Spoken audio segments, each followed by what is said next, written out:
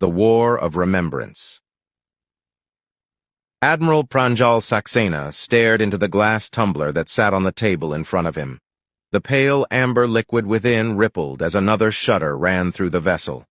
All around him, other crew members sat and drank in silence. No music played. No one laughed or joked or bantered. For a mission that was about memory, about reminding the universe that they were there, this was the one place where many came to try to forget. To call this place a bar was only the most loose use of the term. There was a bar, but no one really staffed it. There was only one thing on the tab, the rot-gut excuse for whiskey that was an offshoot of one of the myriad systems that ran throughout the vessel, and you never let anything go to waste in the dark void. Never knew what might be useful. The room was pretty bare. Gray steel walls, utilitarian tables made from refabbed cargo pallets and deck plating. Chairs were bolted to the deck, just welded from scrap to ensure no loose debris during combat, were functional rather than comfortable. Even with normal lighting, it somehow seemed gloomy. No one wanted to stay here too long. It was a place to come, to wallow, erase a few brain cells before getting back to the grisly work they were set at. "Sir?" The voice cut through the contemplative silence. A few growls and grumbles came from other crew around the dingy room. A few heads turned to glare before they returned to their morose thoughts. The Admiral sighed, then tipped the drink back. He winced against the burn, and then let out a grunt, then gestured to the seat on the other side of his table. "Step into my office, Lieutenant." A young man stepped into view. He wore the gray coveralls of an officer. It looked pressed, with a belt at the waist, his insignia marking him as part of the bridge crew. Arguably the hardest assignment. You got to see all the decisions, all the hard choices, and you had to pull the actual trigger. The officer glanced at the bar, then sat down and folded his hands on the tabletop. The Admiral smirked humorlessly, then stood and moved to the bar. The lieutenant made to follow, but Pranjal stopped him with a wave. The senior officer leaned over the bar and snagged a nozzle that looked more like a fuel pump, then fished out another tumbler. He filled both glasses, then hooked the nozzle back to the bar, before he moved back to the table, setting a glass in front of the younger man. The lieutenant winced. I am on duty and... We'll see. You come into this place to talk? Strange choice. Drink or everyone will feel antsy." The young man nodded quickly, then sipped at the glass, grimacing only slightly. "Oof. Yeah, it's no single malt. So what do you want, Richardson? Couldn't wait until I was back on duty?" The man looked down at the table, then slid the tumbler to one side. His face was conflicted before he met Pranjal's eyes. I was on the comm station, for the last hit." The Admiral stared at the young man, then nodded slowly. "Ah." Richardson nodded and flexed his entwined fingers. "I heard them, the SOSs, the begging, combat chatter as they tried." Pranjal took a sip of his drink. "Never easy, never. And it's good you feel something." Richardson's expression shifted to an almost angry scowl. Then why? If we're doing this for something and we feel bad, if we're that monstrous when we do it, why? The silence was somehow thicker in the room. Others had turned to listen. Some looked haunted, others angry. Pranjal smiled thinly. "Who did you lose?" Richardson swallowed. My sister. She was in Buenos Aires." "Did they drop a rock on her? Made you join the mobile infantry?" Pranjal scoffed. He sank another sip and shook his head. "Sorry, that was brusque. This whole thing, it saps you of empathy. That you still have some is good, I guess. But we're the monsters now. We've done so much. Humanity will be scarred by this. We'll be hated, loathed. I mean, where does this end?" Richardson's voice had raised and his knuckles were white as he leaned forwards. Pranjal's smile was sad now. "That's kind of the point, Lieutenant. I mean, they already thought we were monsters, or monsters to be. So why prove them right? Are you sadder for them? Or sad that you had to party to it? Is it the act or the fact you witnessed it? Are you more sorry for yourself?" Pranjal held up a hand. "Rhetorical question. War is hard. No one comes out unscathed. And we've just scaled up. Before it was pillaging villages, then it was storms of arrows, then killing fields and barbed wire, then nukes. Now it's mass drivers from orbit. But But they were civilians. Pranjal shrugged.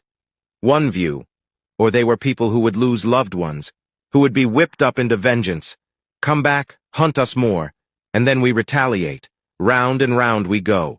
We don't kill them because we're better, or because we're, he waved a hand, superior. We kill them so they learn to not kill us. But where does it end? Richardson fumbled for his tumbler and sank the whole lot in one go. Another was placed next to him, another officer, stony-faced, passing by to deposit it on the table. Pranjal looked into Richardson's eyes. It's complex, but I'll break it down for you. This isn't something official, something written down. There's no standing orders, no policy, no checklist or objective. You can't measure it. But I'll start with an analogy. Back home, way back when they were still alive, we had these animals, big ones called tigers.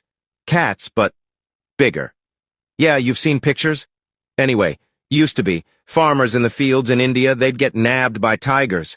These things were apex predators, didn't care that we had guns, spears, whatever, but still, they had habits. Never came from you at the front. Ambush predators. So the farmers took to wearing masks on the back of their heads. It made the tigers pause. Richardson frowned again and took an unsteady sip of his new drink. Are we the tiger? No, we're the farmers. Or rather, we're the mask. But it's not enough. The galaxy, they preyed on us, thought us easy. Oh, they dressed it up in pomp and righteous fury. A necessary evil, to keep us as prey. They'd let us exist as rats on the fringes. So, we're now the mask. They won't attack us as they aren't sure if we're facing them or not. But still they might try. But how does destroying a whole planet? Pranjal sloshed the liquid in his tumbler and took another sip. He swallowed thickly as he remembered something, but forced it down. Something my wife used to study. I'm a geologist, really. She was all about life, biology, saw the wonder in it all. But she was always a fan of the idea of nature's brutality. It has no morality, that's something we made, to try to make the world care. Make it seem to make sense. She said it made us better. But there's a lesson in it. You know natural selection? Yes? Funny thing with it. It doesn't help the individual creature, plant, whatever. It helps their descendants. Or, well, not theirs. The descendants of those who survive. Animals learn to not eat the yellow and black bugs. The predators learn that certain silhouettes are a threat. Herbivores remember a smell on the wind and know how to escape. Humans learn to not eat berries because Bob swallowed that one last week and crapped himself to death. Richardson blinked. We're going to make it so those things in the dark don't just fear us. Because fear can turn into anger and bravery. A cornered rat will fight. No. We want that fear to be bone deep. We want them to be so terrified their DNA or whatever they have changes. We want them to sit in their worlds and have a visceral reaction to humans. To know that even touching one of us leads to the worst day ever. Right now, they're so focused on us, they're leaving home well alone. Gives the Sol system time to rebuild, to shore up defenses. We want it so they won't even think to go to our space again. We want their star charts to say, here, be monsters. We want them to sit in their burned-out buildings telling stories to their children. We want them to whisper about us. Pranjal's grip tightened until he drew in a slow breath. He set the tumbler back down and stared at Richardson. The lieutenant swallowed. But where does that leave us? What we're doing, it's evil. But also natural. Any thinking animal grieves, wants vengeance.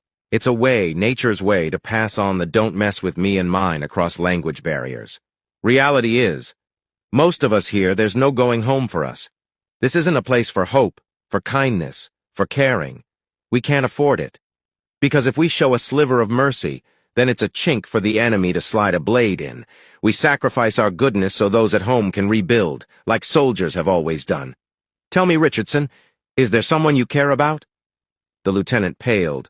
Is it Specialist Jenkins? Engineering? The lieutenant swallowed. Sir, Pranjal huffed. We don't mind fraternization. It's why we have the gym, the ring, why we encourage bonding. We're not machines.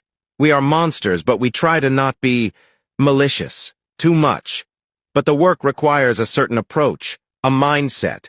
And you've spoken with Jenkins? Richardson deflated. Yes, We have